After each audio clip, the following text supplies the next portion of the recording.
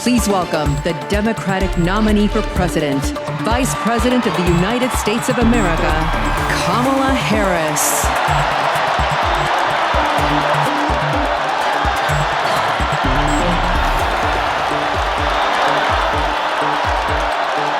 In many ways, Donald Trump is an unserious man. But the consequences of putting Donald Trump back in the White House are extremely serious. In a little over a month, Kamala Harris has racked up the support of women, young, Black and Hispanic voters.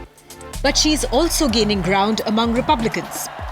More than 200 staffers of two former Republican presidents, George H.W. Bush and George W. Bush, as well as previous Republican presidential nominees Mitt Romney and the late John McCain, have endorsed Kamala Harris and warned against a second term for Donald Trump.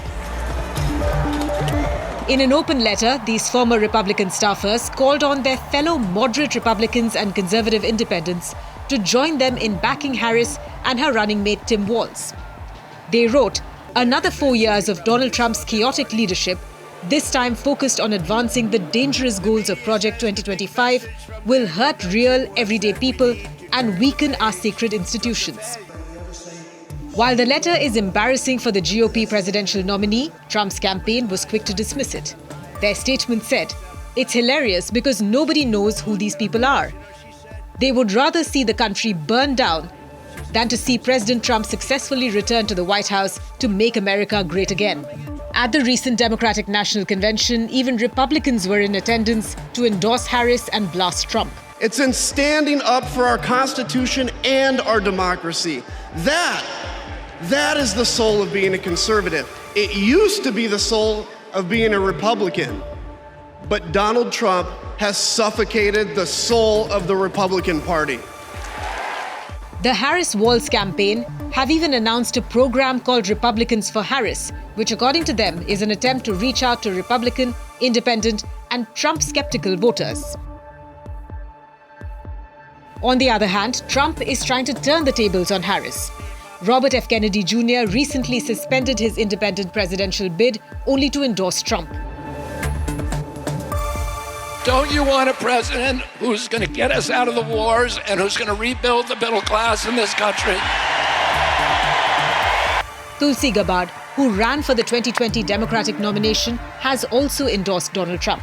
To stand here before you today, whether you're a Democrat, a Republican, or an independent, if you love our country, as I do, if you cherish peace and freedom as we do, I invite you to join me in doing all that we can to save our country and elect President Donald J. Trump and send him back to the White House to do the tough work of saving our country and serving the people.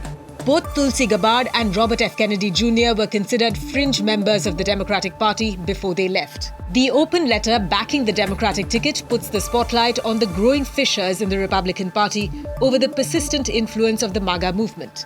Independents have emerged as the dominant voting bloc in American politics, and with just about 3 months left for elections, both Republicans and Democrats have been trying to court independent voters.